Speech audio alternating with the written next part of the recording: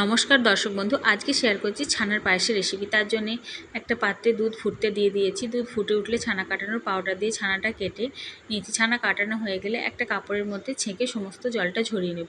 বাড়তি জল ঝরানোর জন্য একটা পেতের মধ্যে কিছুক্ষণ রেখে দেব। সমস্ত জলটা ঝরে গেলে ছানাটা একটা পাত্রে রেখে দেব।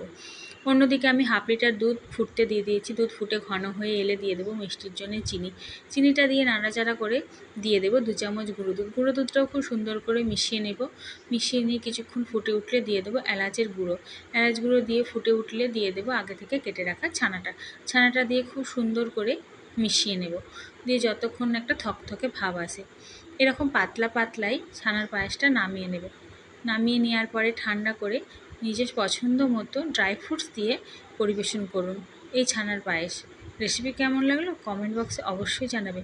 আর এই ছানার পায়েস একবার খেলে বারবার খেতে মন চাইবে।